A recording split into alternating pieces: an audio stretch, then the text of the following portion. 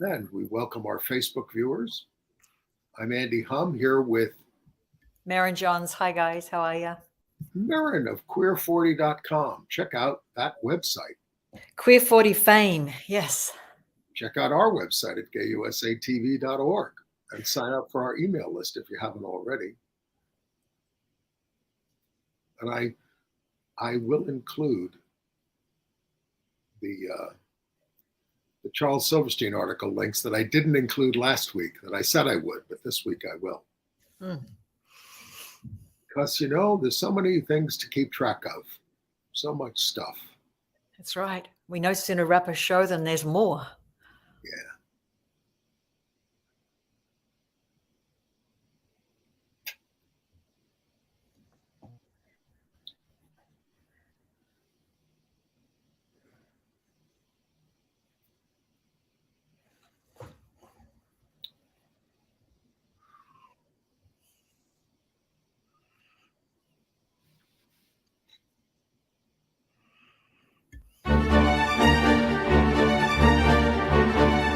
And we have to really escalate the noise we make so that we'll be heard.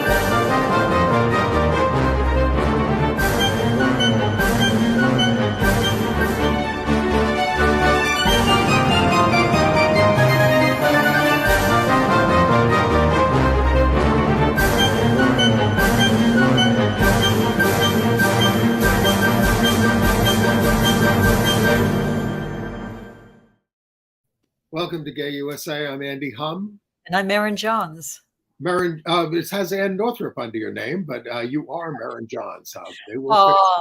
I manifested that. I actually emailed Ann just a few minutes ago. So and we'll be back next week. We are two journalists in our primes. And, that's where we're leading off the news this week. CNN's Don Lemon, out gay correspondent there, attacked Nikki Haley, who then went after Ron DeSantis for not being anti-gay enough. And we have two more out LGBTQ federal judges. They've been confirmed. Now, George Santos, you realize, will not resign, he says, but a veteran out gay U.S. House member is stepping down soon.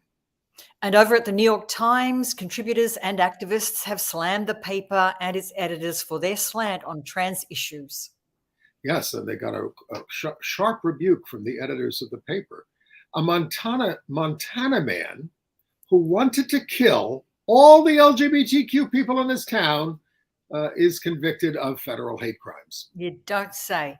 And for the first time, a trans federal inmate gets gender confirmation surgery while serving a life sentence. Yes, we're going to remember Raquel Welch, writer Donald Spoto, and the biggest Rocky Horror fan ever.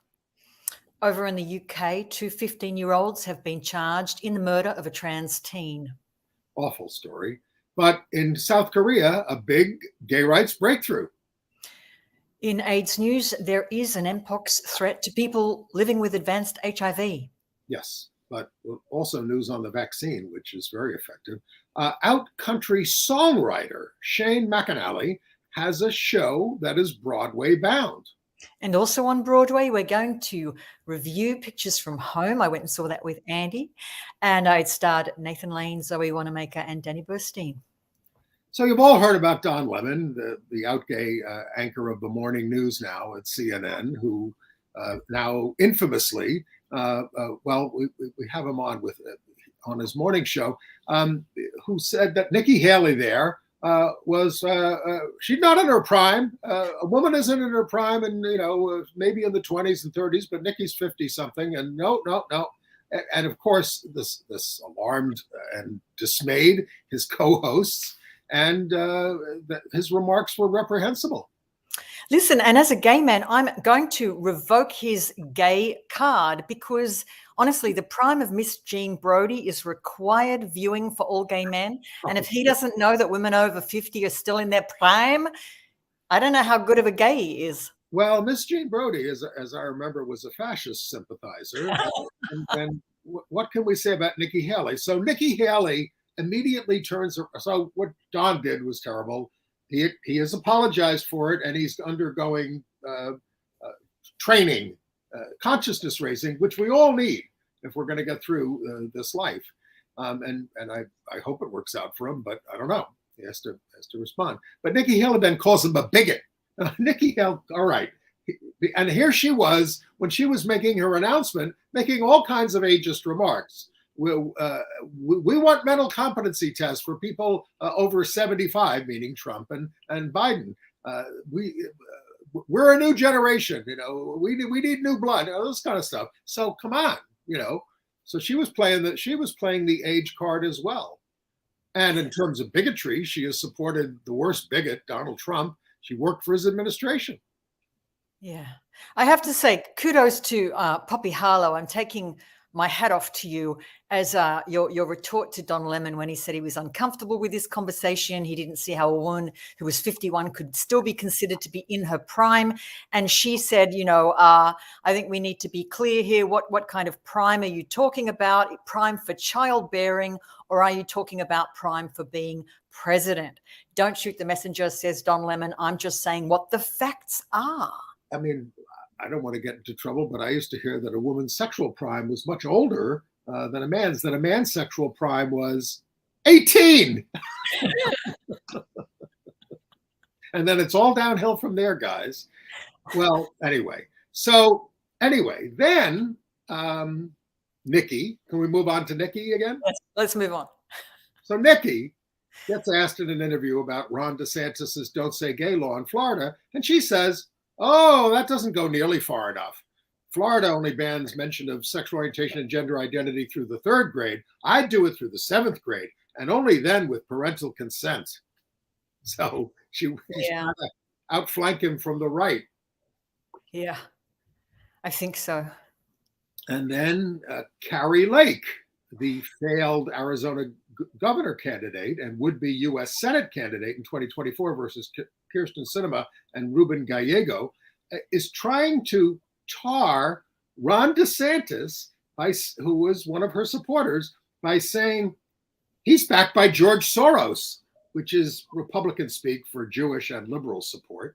All Soros actually said was that DeSantis is likely to be the 2024 nominee for the Republican Party, and that he is shrewd, ruthless, and ambitious. Now, previously, Lake had praised DeSantis as having, may I say this on our program, BDE, a new phrase for me. I had not heard that. It stands for big dick energy. Oh, yes. Yes. That's vulgar, but it's not believable. Anyway, she says Trump has it too. I'm sorry, the lesbian has to laugh.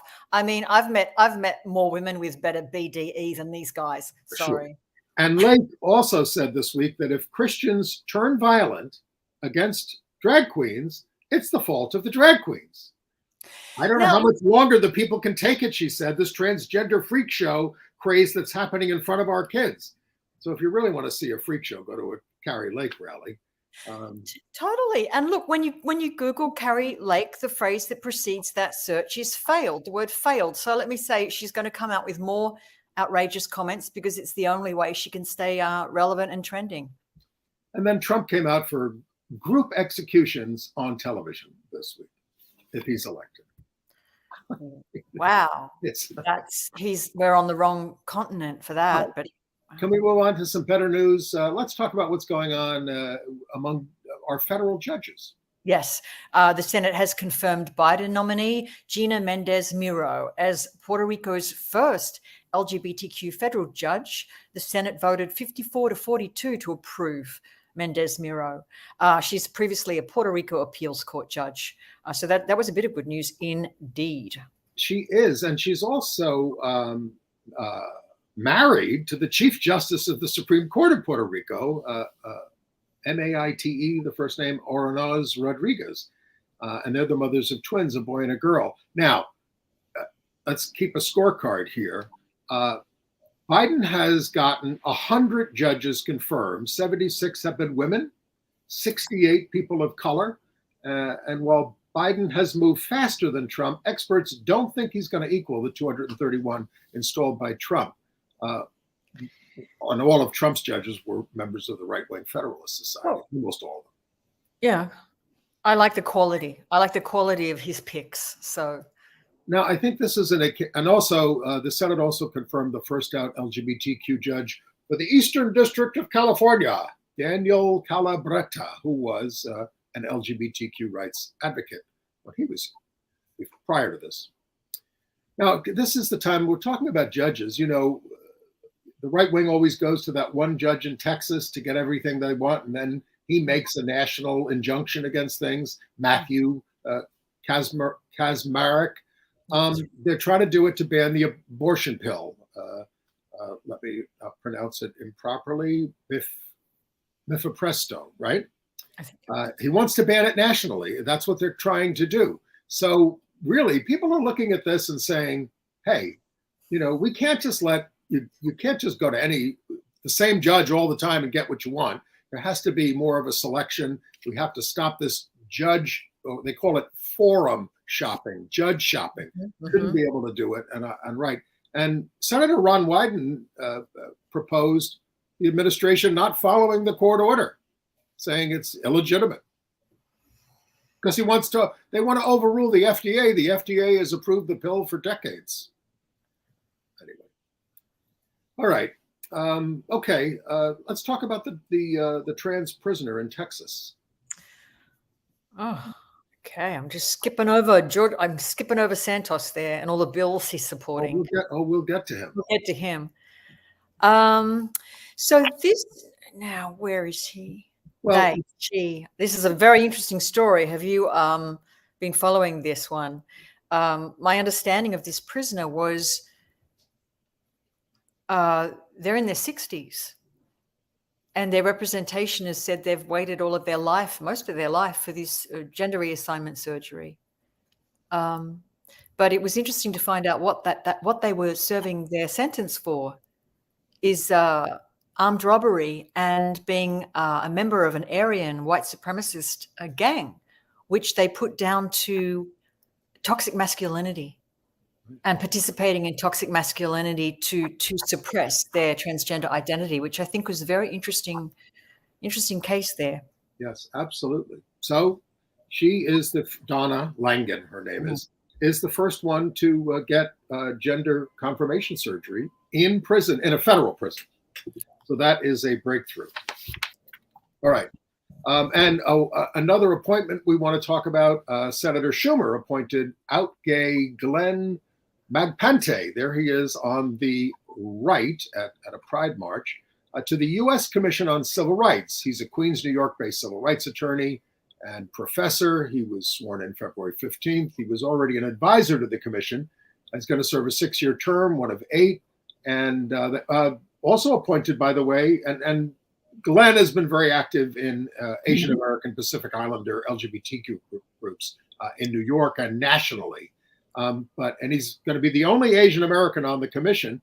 But another recent appointment was out Congressmember Mondaire Jones, who did not get elected to the House again. And so he's going to serve on that commission too. So 2 gays at least.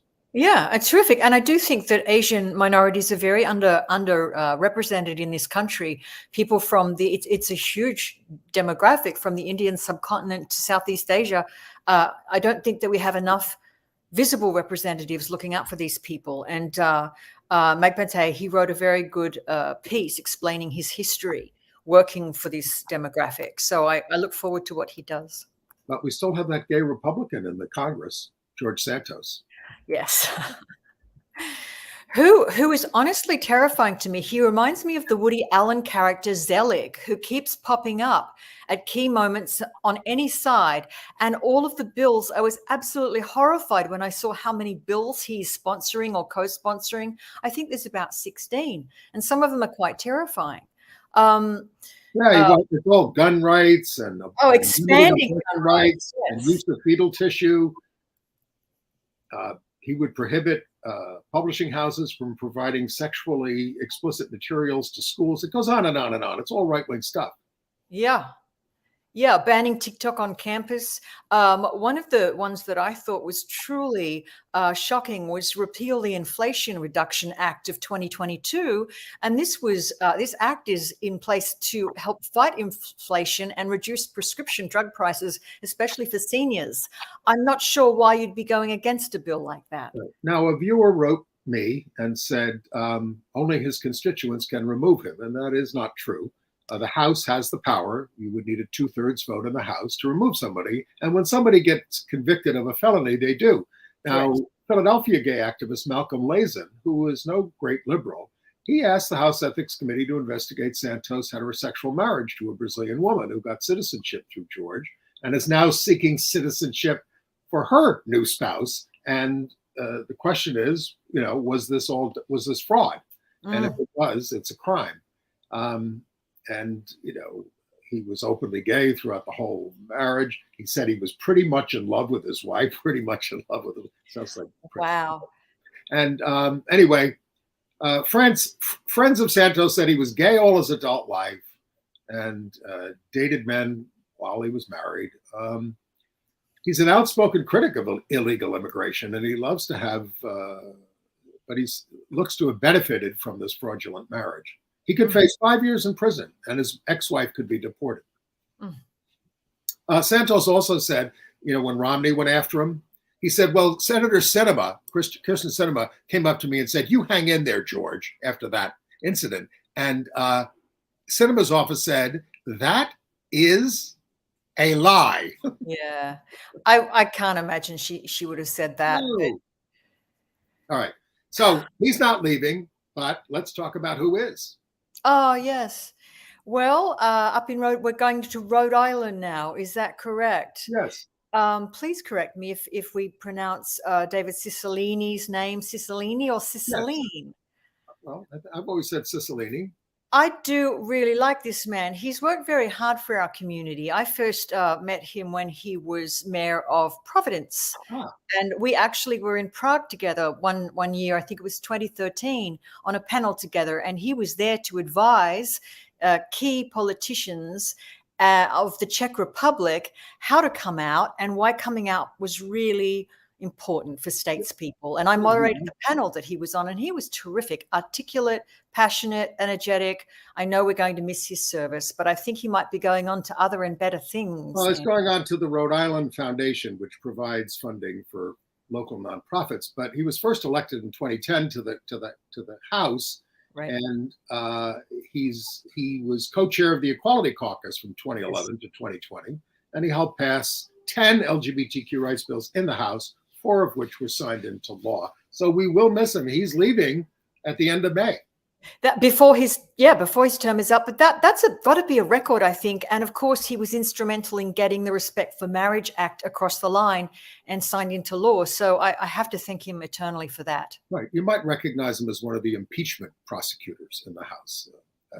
He's a tough guy. Yeah. Both a gay and Italian and Jewish. Not Jewish like Santos, Jewish. All right. Montana passed a bill giving teachers a right to bully trans kids by misgendering them. The bill says it's not discriminatory to refer to another student by their birth sex or to refer to them by their legal name. Passed 66-34. One Republican sponsor said it's not bullying unless it rises to the level of physical violence. Oy. That anything else is suppression of speech. It's a profound perversion of the harm that words do, I think. Another said, we're under no obligation to be kind to one another, and students are under no obligation either to be kind to one another. What a terrible thing to say. I actually do find this shocking, and I don't think I've ever seen two of America's amendments so thoroughly twisted to the point of harm against its citizens. I mean, freedom of speech is very different to hate crime. I cannot believe those two things are joining up. And Kentucky passed a bill very similar to that. It prohibits staff and students, prohibits them from using preferred pronouns.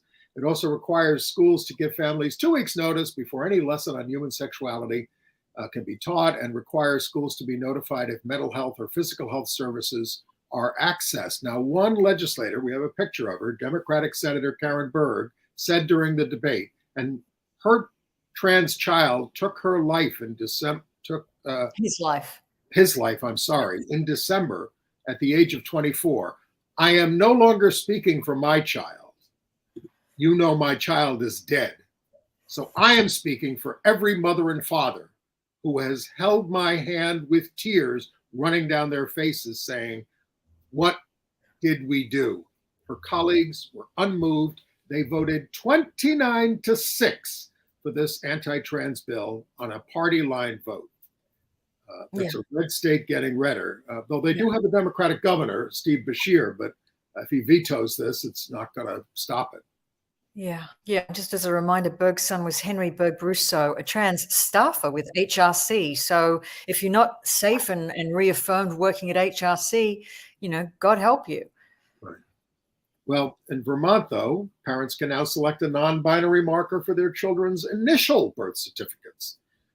Trump wants to forbid stuff like this, by the way, if he gets elected next year. The designation can be a placeholder if the child wants to identify differently later. Okay, so what's going on with Brittany Griner? Yes, Brittany Griner is quite simply back. I think it's such fabulous news. She's really come back to win, and what a relief after 10 months being locked up in Russia. But Phoenix Mercury has now confirmed that Griner has returned to the WNBA this season, playing with Phoenix Mercury. She, of course, lives in Phoenix, and she was a free agent in terms of being an athlete, but she re-signed with the team on Tuesday. So I'm very happy. It's going to be great watching her in action again. I hope they're paying her enough so she doesn't have to go off to some horrible regime to get. Honestly, I got to say, I don't think she's getting paid enough. And I don't know if this is the differential between male athletes and female athletes, but her wage for the year is only $165,000, which is certainly more than I earn. But when you're a kind of a most valuable player, athlete, star, hugely symbolic figure, gosh, somebody's got to help her out. Maybe she can start raking in some endorsements. Yeah. All right, let's go to some crime news.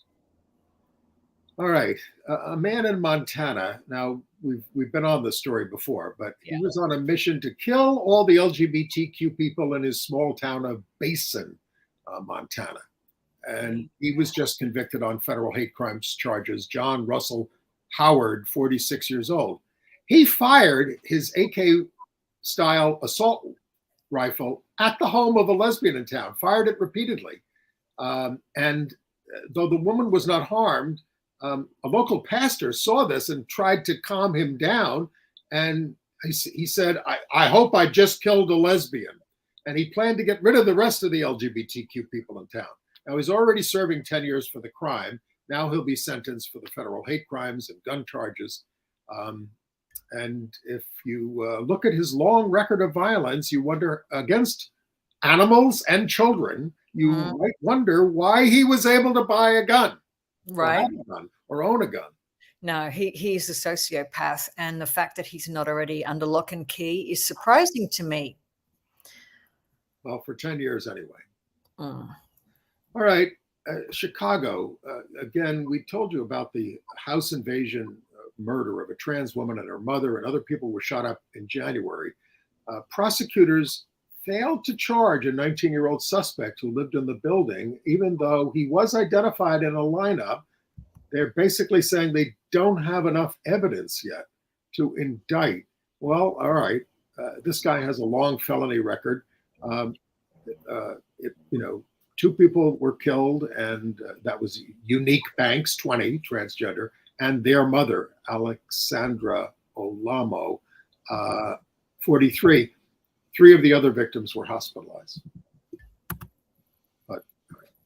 Okay, can we go to Florida, to the Escambia County School Board? Florida, where woke goes to die. I'm quoting Ron DeSantis there. Well, this is, we told you how they want to ban all these books, right?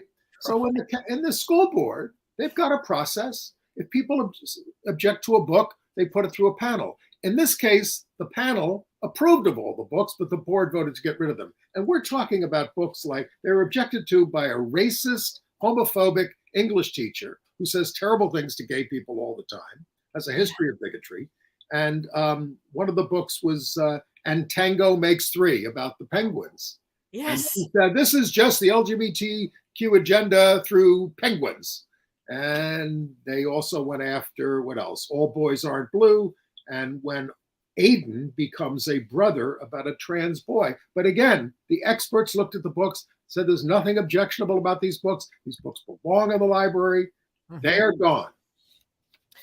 Andy, who do I sue for the Grimm's fairy tales that I read as a child that gave me absolute nightmares and are blueprints for compulsory heterosexuality? Like, who do I sue for that? Exactly. I can remember, somebody coming into the gay cable network office years ago and saying, who do I sue for, all the anti-gay psychiatry we had to put up with all those years. And by the way, I mentioned Charles Silverstein, the great gay therapist who died. I will put the links to my article about him. Yes. And his article about getting us out of the index of mental disorders in 1973. That's a great article. So just go to GayUSA.tv. By the way, we forgot to mention that DeSantis came to New York and Chicago and a couple of other blue states last week. Yes. He was on the hunt to try to prove why his Law and Order platform is going to be, I suppose, an election platform federally. He knows that New York City is in a bit of a jam right now with crime statistics, apparently, depending on who you listen to. So he basically goes out and stumps in Staten Island about law and order. And the murder rate in Florida is much higher than New York. Mm. He doesn't take any responsibility for that. But Mayor Adams, who was, not always great on our stuff, he said, welcome to New York, Governor DeSantis, a place where we don't ban books, discriminate against our LGBTQ neighbors, use asylum seekers as props, or let the government stand between a woman and health care. Yes. And other news in New York, we had a flag burning here.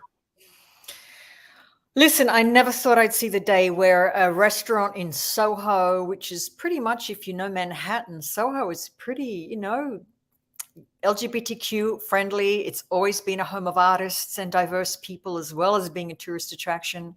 But a restaurant that was flying a rainbow flag became vandalized by a young white woman who got a cigarette lighter, set fire to the flag, and ran off.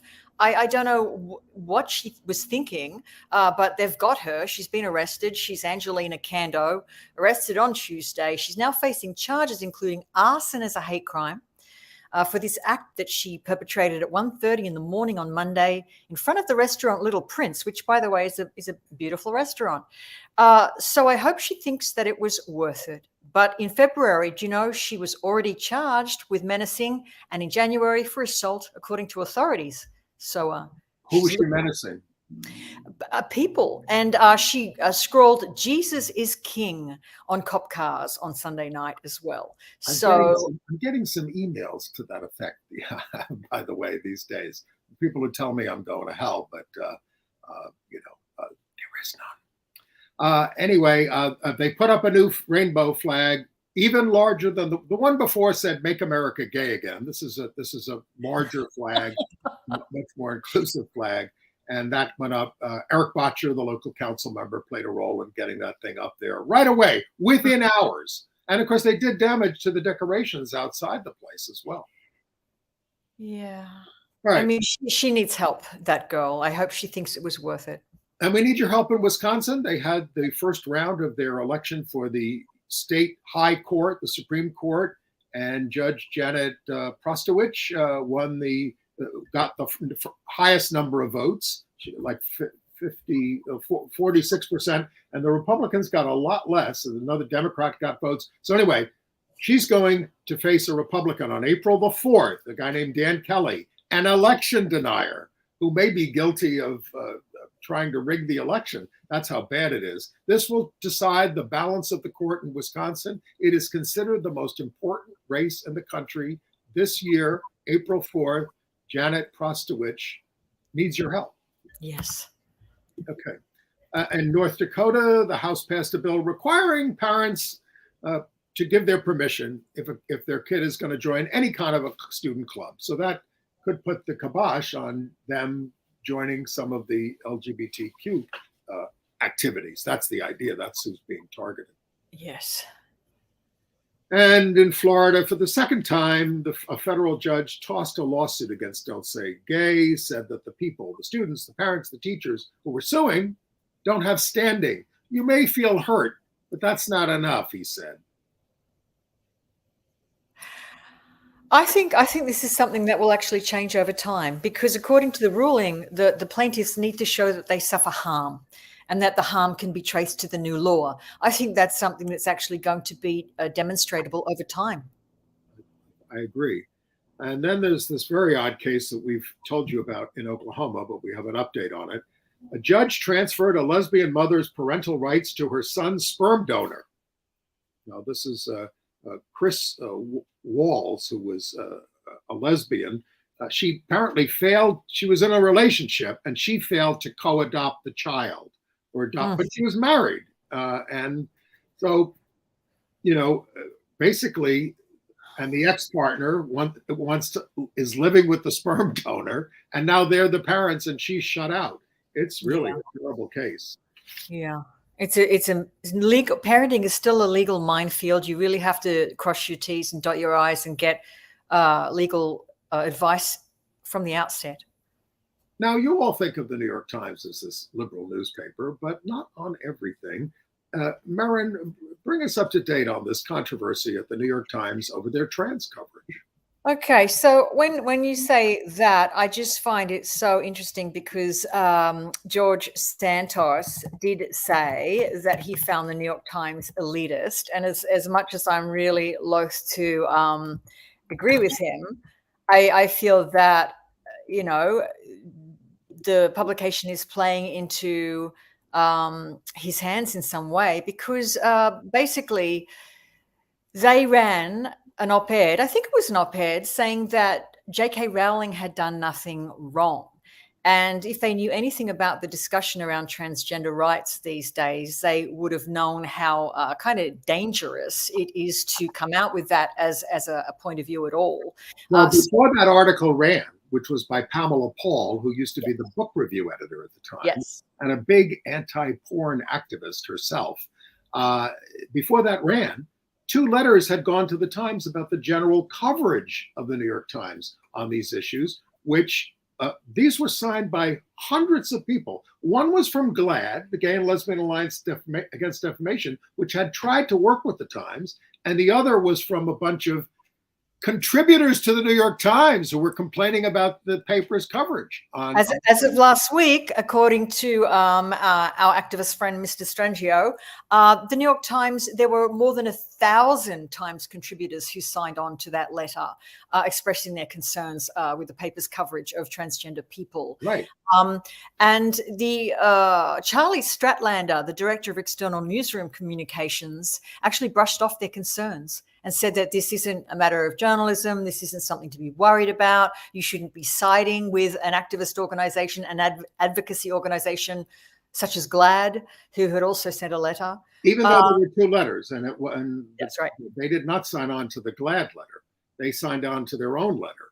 Exactly. They 2 separate letters. And then later in that same day, the Times executive editor, Joe Kahn, sent the internal memo to staff saying you should distance yourself from this and you shouldn't be signing on to any protests. We won't tolerate it. Right. So, yeah. But, the GLAAD's response to this said the Times is showing a willful disregard of LGBTQ community voices, characterizing their coverage as inaccurate, exclusionary, often ridiculous. And GLAAD put out one of those billboard trucks outside the paper's headquarters there on 41st Street, I guess it is. I go by it all the time. And it said, New York Times, stop questioning trans people's right to exist and access medical care. Yeah. Which is what some of these articles do. Yeah. So yeah.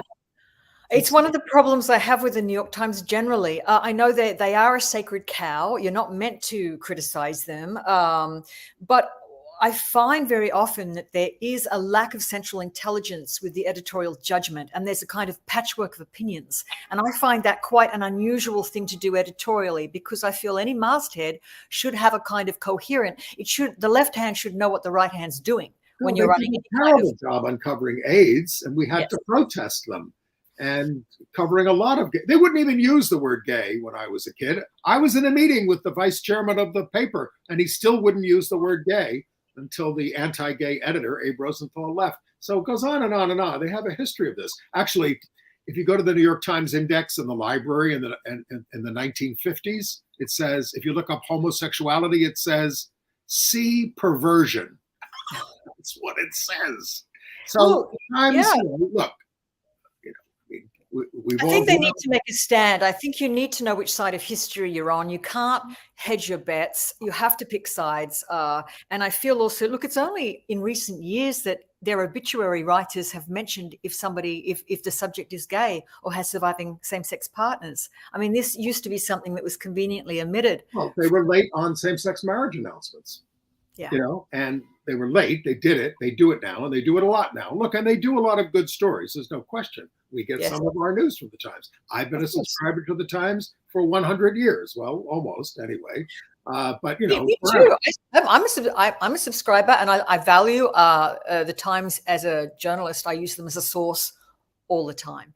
But I think there needs to be when we're at a flashpoint moment in the history of a minority, I think you do need to pick a side. There are certain things that you can't argue about philosophically when people's lives are at stake. And, a lot of people are making a lot about that woman who worked at a trans youth clinic in St. Louis, who wrote a piece in something called the Free Press. Her name is Jamie Reed. She calls herself a queer woman. But she attacked them and said they're really doing malpractice, and I need to expose this. And I'm a queer woman. Well, she's hired right-wing lawyers from basically Alliance Defending Freedom and all those right-wing groups to help her out and try to shut down the clinic. So that's not kosher. All right. So shall we talk about people we've lost this week? Yes. Last week, just as we popped off air, we found out that Raquel Welch had died, and she was actually a favorite of mine. I always thought she was so intelligent and very direct, very honest, refreshingly so.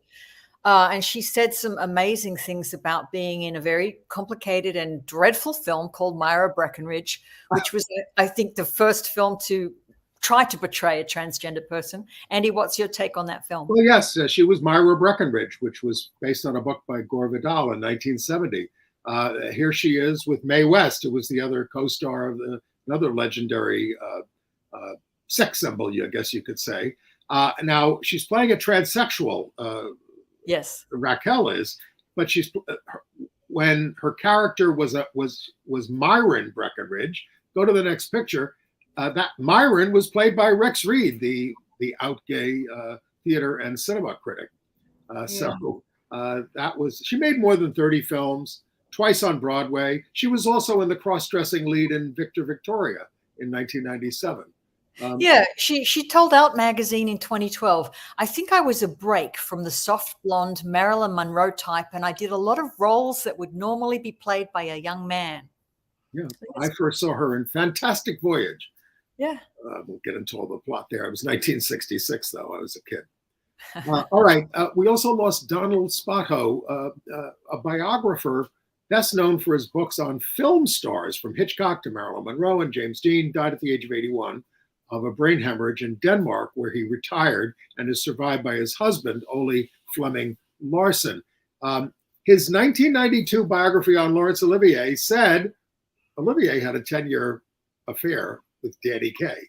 Now, how do you prove something like that? Because I remember when that came out and being so intrigued by it, because there's such a lack of bisexual visibility in show business. Right. And I didn't disbelieve it. I just wondered how you could prove it. Well, the Olivier people denied it.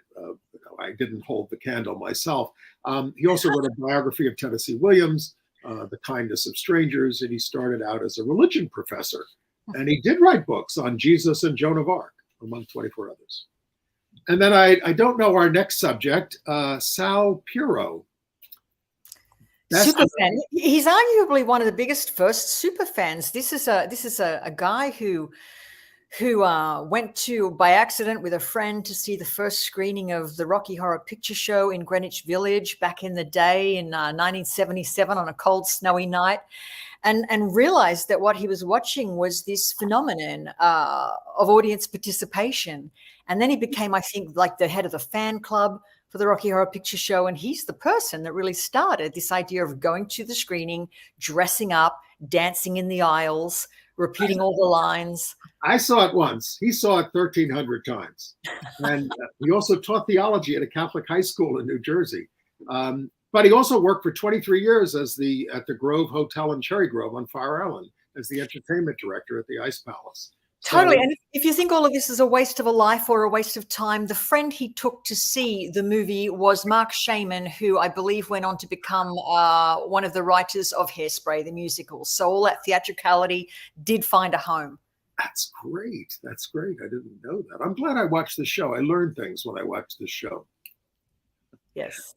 Okay. We want to remind you that the Reclaim Pride Coalition in New York City is holding a town hall on Saturday, February 25th at 6:30 p.m. at the LGBTQ Community Center, 208 West 13th Street, to plan the 2023 Queer Lib March for June 25th.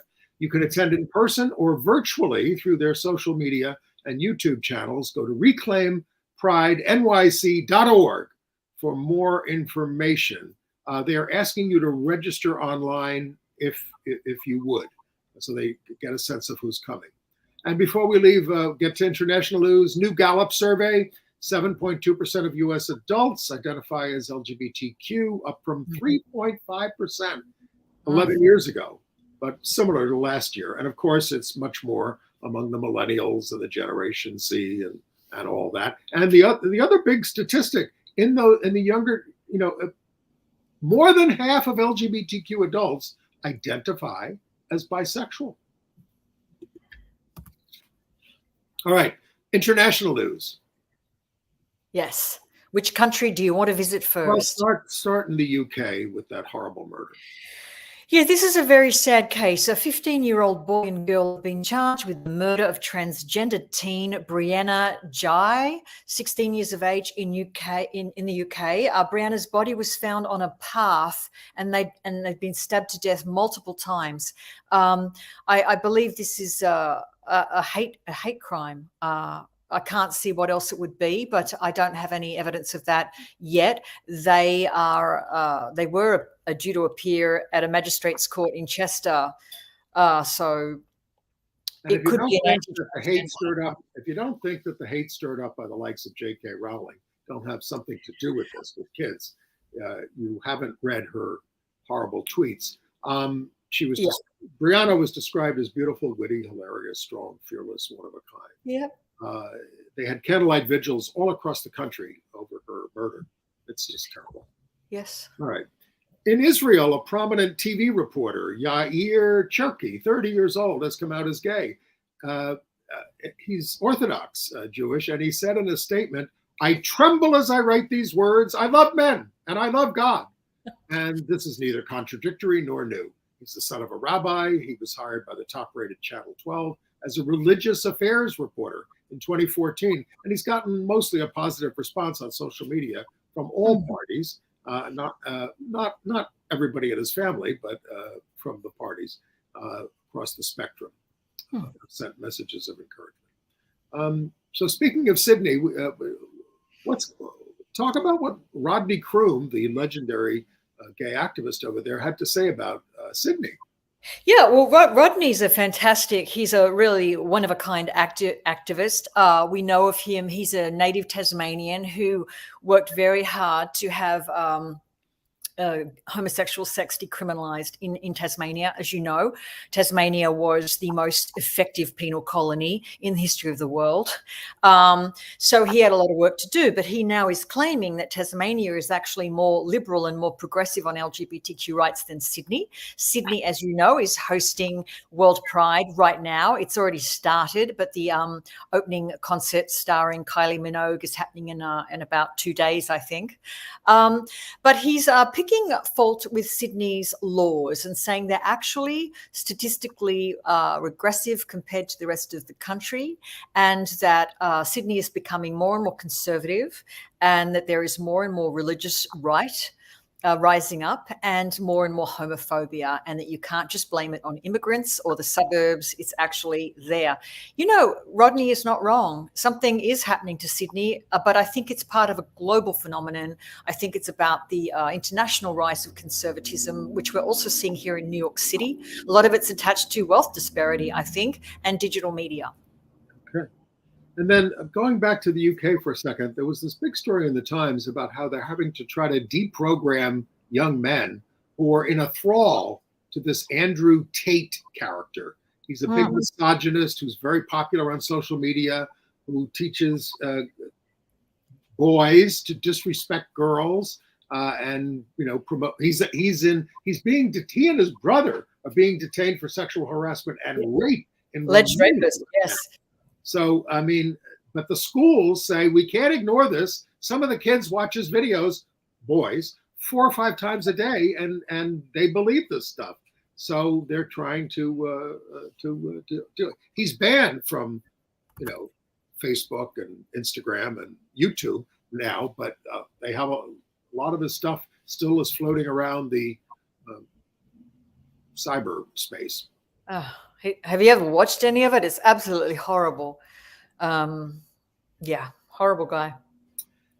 All right, let's go to Russia, where we know there is a horrible guy named Putin, a 28-year-old gay Chechen refugee. He had gotten out. He had been tortured in Chechnya. He got out. He came back to Russia for his father's funeral from the Netherlands. And as soon as he got to the airport, the authorities arrested him. He had a panic attack, had to be taken to the hospital, and his lawyers fear he's going to be sent back to Chechnya, where he faces torture and death. His name is Idris Arsamakov, and it's just frightening as hell.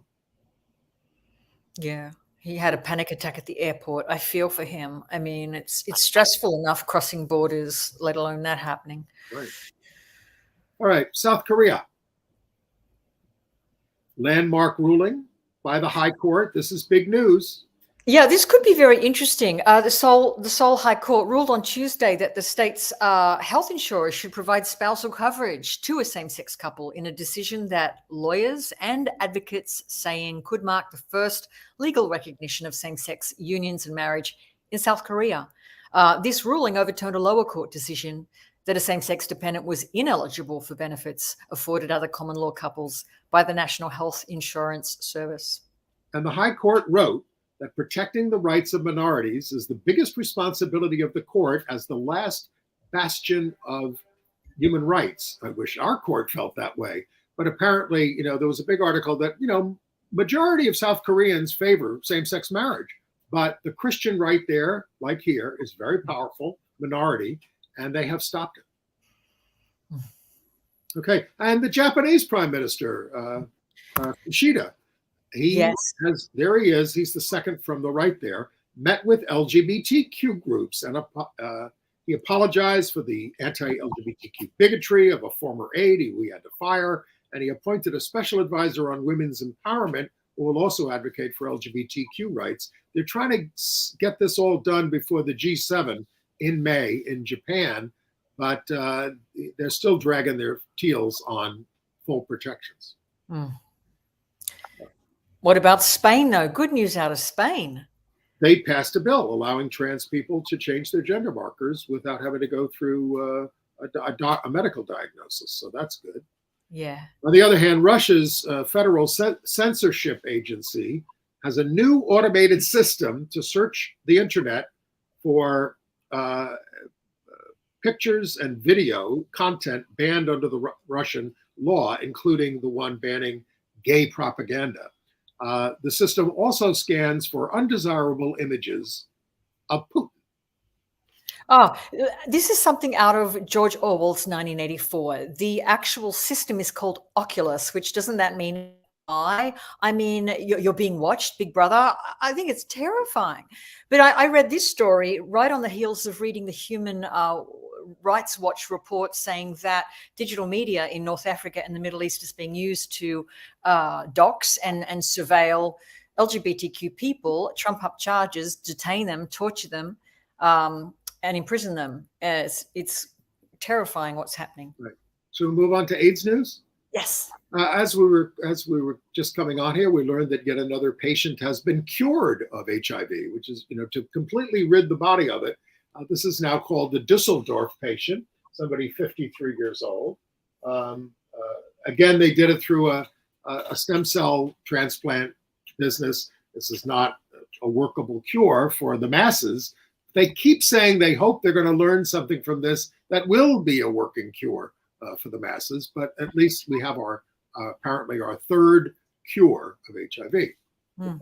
But people with HIV, especially those who are immunocompromised, got to watch out about monkeypox, because they did a study of 328 HIV positive people in 28 nations who have a CD4 count below 350, and 27 of them died of monkeypox. So it's a major concern.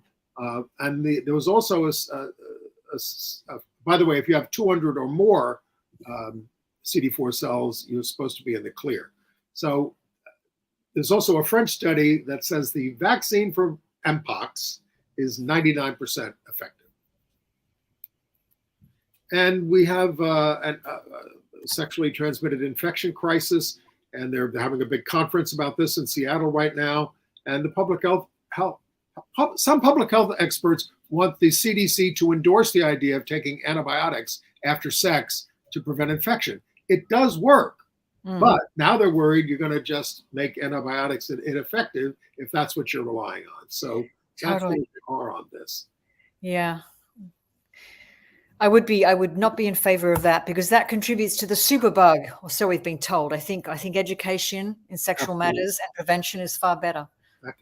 And they also did find a French study that a meningococcal B vaccine halved new gonorrhea rates. So that's good. Okay, entertainment news.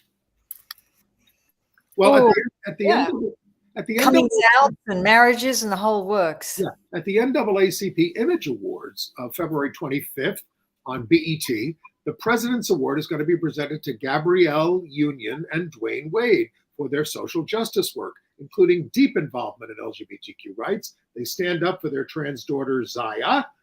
Gabrielle once said on The Ellen Show, "It's odd to get recognition for doing what you're supposed to do, which is to love and accept your kids. But unfortunately, there are so many people who just don't." They've attended Pride with Zaya, fought for her name change, and tried to protect her from negative social media. Okay. So we went to see a show. Yes, we did. That was fun, Andy. Andy and I went to the theater together. We went and saw Pictures from Home. I keep my playbills, Andy. What did you think? Tell us what you think first. Well, we both saw it. We can both talk about it. First of all, this is theater royalty there. That's Danny. Basically, it's Suburban Home, right? There's Nathan Lane on the right with Zoe Wanamaker as his wife in suburban California. And, they're all, and Danny Burstein is their son, and he keeps coming down to work on a photography project. He's a photography professor. He wants to take pictures of them. He wants to look at home movies. He wants to write a book about it, all this kind of stuff. And they fight about it the whole time. So I thought it was very evocative of, suburban life in the 20th century, basically. But a lot of it is told to us directly. They talk to us. They turn to the audience and they tell you things. I prefer when things are dramatized. There's some very funny moments. I don't know if it all hang together as a play. I have two friends who went the other day. They enjoyed it very much. So look, I'd go see these people do anything because they're such great, great, great actors. Great actors, not a word out of place, not one fluffed line. The energy, the discipline that Nathan Lane to sustain his performance, which is basically, the longest bit I've ever seen. He plays this incredibly closed, patriarchal, tense white man. And I feel that is also my criticism of the play. I didn't recognize these people. I can't relate to them. They're awash in privilege. And their biggest question was, when can they retire to Palm Desert and play more golf? Listen, if that's your bag, this is your play. But it is beautifully done, beautifully written, beautifully performed. It just feels to me a little bit anachronistic. Like I could have watched the documentary of this. I could have watched the 35-minute Netflix special, and I could have read the book. It is based on a true story. I know. All right. We're running out of time. Out gay country music songwriter. He's really one of the most prolific and famous ones. Shane McAnally. He has a show coming to Broadway called Shucked. It's going to be starting previews on March 8th. And in a Times profile, we read how he is one of Nashville's biggest songwriters for stars such as Josh Osborne, who's out gay, but also, and he's out gay, but also Casey Musgraves, Blake Shelton, Keith Urban, Sam Hunt. 39 songs he's had at #1 on Billboard's country chart. He's the co-president of Monument Records. He's making an effort to rewrite the genre's DNA to encourage mutation in its hidebound assumptions about sex and gender. So I didn't know about this guy. I'm sorry. I'm not in the country music world. I'm hardly in the music world for that matter. But I was very moved by his achievements. Yes. Right. Tell us about Zach Herron. He's NASCAR racer. Zach Herron is using his rainbow-colored car to fight Don't Say Gay laws. He has teamed up with Lambda Legal, and their logo is going to be emblazoned on his Toyota Camry stock car, along with the rainbow design. There it is. Lambda Legal Defense is our oldest, goes back to the early 70s, fighting for LGBTQ rights in the courts. Yep. So buckle up, Daytona. He's coming for you. He's especially determined to bring the car to the Don't Say Gay state of Florida, where the Daytona 200 is run. Lambda CEO Kevin Jennings is a NASCAR fan and hopes young people will see Zach and his car as symbols of hope. There's Zach on the right there with his partner. Is it partner or husband? I'm sorry. I apologize, Zach. Hope you're having a great time down there in Florida and bringing the truth out. That's right. Okay. In baseball, yes, White Sox minor leaguer Anderson Comas, 23 years old, has come out as gay. I just want to say something to those who say that gay people cannot be someone in life. Look at me. I'm gay and I'm a professional athlete. So that didn't stop me from making my dreams come true. So he's out and he's proud, and he ended last season with the Class A Canopolis. Yep. Supported by his team and the organization, thankfully.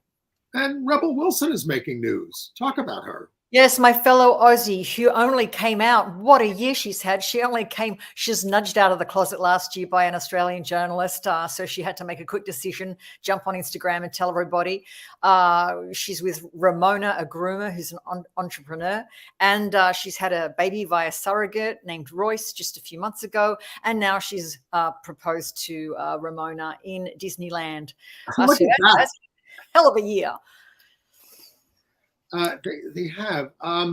She's also launched an app. Yes, it's a dating app called Fluid, and it is aimed at people who do not want to be classified necessarily. Good for her. Why didn't somebody think of that sooner? Amazing. Any gender, any this, any that. I mean, you're all welcome to Fluid. I have, dating apps. By the way, in the Tony Awards, we reported that there was one non-binary performer, Justin David Sullivan, in the show, and Juliet, who said, "I don't want to be considered in a male category or a female category. So just don't consider me." But Harrison Gee, who was nominated last year and is non-binary, says, "I would be considered for the male actor of the year." I never go into things expecting to be the person that changes everything. I know it's not going to change overnight, however much it needs to. So it's tough with these categories. Some people have gotten rid of sex categories entirely, and that's not necessarily working out great, but we'll see. So we're down to our last 11 seconds. So I'm just going to say thanks for being with us, and thanks for being with me, Merryn. Oh, you're welcome. Everybody come say hi to me at queer40.com. I'll see you next time.